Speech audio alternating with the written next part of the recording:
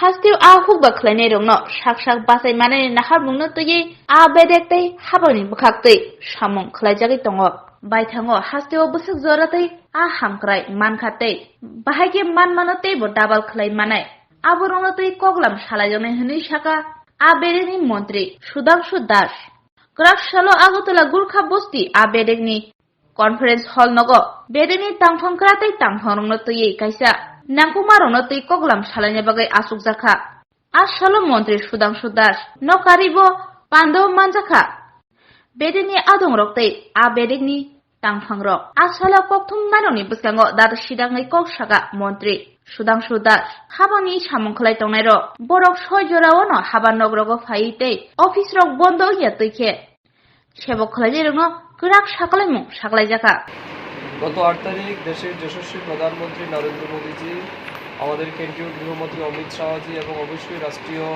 সভাপতি জেপি নাড্ডা এবং আমাদের রাজ্যের মাননীয় মুখ্যমন্ত্রী প্রফেসর ডক্টর মানিক সাহাজি রাজীব ভট্টাচার্য তাদের সবার সহযোগিতা এবং তারা আমার প্রতি বিশ্বাস ভরসা রেখে ত্রিপুরা সরকারে দ্বিতীয় বিজেপি সরকারের ক্যাবিনেট মন্ত্রী হিসেবে আমাকে দায়িত্ব দিয়েছে।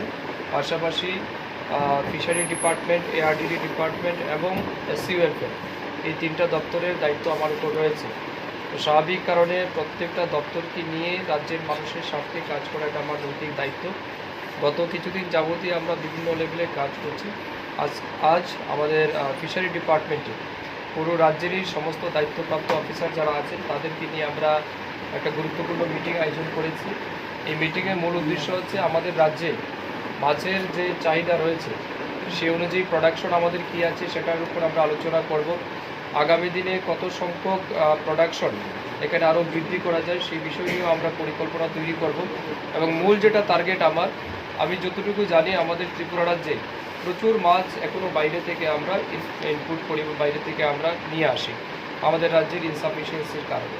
তো বাইরে থেকে যে পরিমাণ মাছ আমরা এখানে নিয়ে আসি সেই পরিমাণ মাছের চাহিদা আমরা নিজেরা এখানে প্রোডাকশন বাড়াতে পারি কিনা, সেলফ সাফিসিয়েন্ট হতে পারি কিনা সেই বিষয় নিয়ে আমরা পরিকল্পনা করব এবং আগামী 3 মাসে একটা কোয়ার্টারলি টার্গেট নিয়ে আমরা কাজ করব।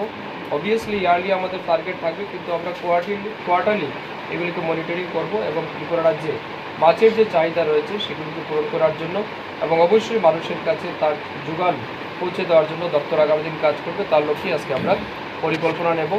আগামীকালকেও আমার রয়েছে মিটিং এআরডিডি ডিপার্টমেন্ট, তারপরে আবার এসসি ওয়েলফেয়ার ডিপার্টমেন্টের মিটিং হবে ক্রমান্বয়ে এবং সার্বিকভাবে আমাদের দপ্তরের সমস্ত কর্মচারীরাও যেন আন্তরিকভাবে কাজ করে সেই বিষয় নিয়েও আমরা একটা পরিকল্পনা স্ট্র্যাটেজি তৈরি করব এবং সব কিছুর উপর আমরা তীক্ষ্ণ নজরদারি রাখবো।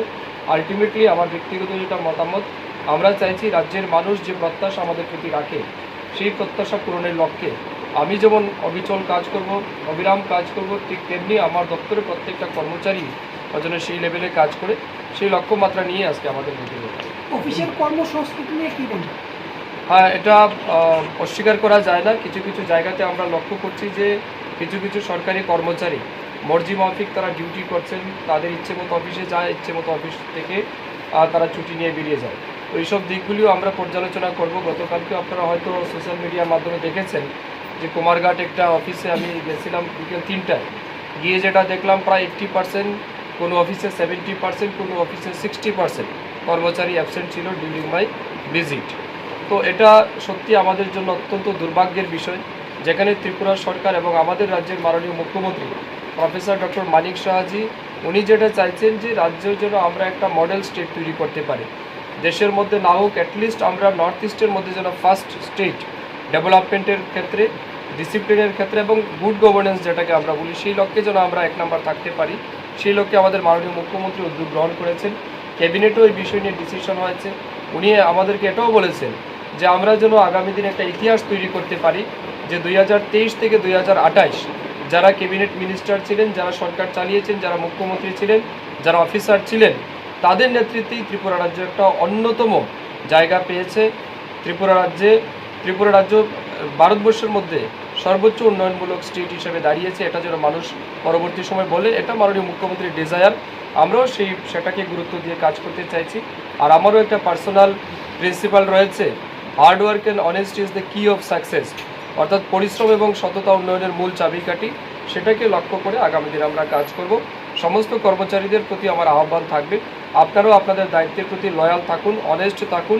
সরকার আপনাকে যে বেতন দিচ্ছে মানুষের কাজের জন্য, সেটাকে যেন সৎ ব্যবহার করেন। নিশ্চয়ই আমরা সবাই মিলে ত্রিপুরাকে এগিয়ে নিয়ে যেতে পারব। রাজ্যের আমার দুটো রাজ্যের বিভিন্ন জায়গায় জলাশয়গুলি ভরাট করা চলছে একটা, আর দ্বিতীয়ত রাজ্যের বিভিন্ন স্থানে ফিশারির অফিস আছে, কিন্তু স্টাফকে এখন অবধি মানুষ জানে না ওইসব এলাকাতে। ঠিক আছে, এইসব নিয়ে আমরা আলোচনা করব, দেখব, আমরা স্টেপ বাই স্টেপ ফিজিক্যালিও ভিজিট করব।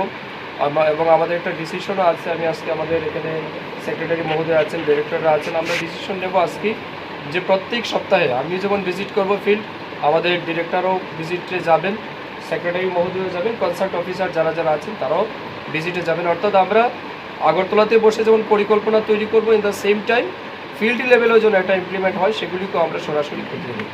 জলাশয়ের উপর মৎস্য চাষেদেরই অধিকার এরকম একটা আইন আছে, কিন্তু দেখা যাচ্ছে শহর অঞ্চলে অনেক জলাশয়ে কিছু কিছু অসাধুনিক মাছ চাষ করছে। এভাবে কি বলবো? দেখুন, এই বিষয়ে আমার কাছে সঠিক কোনো ইনফরমেশন নেই।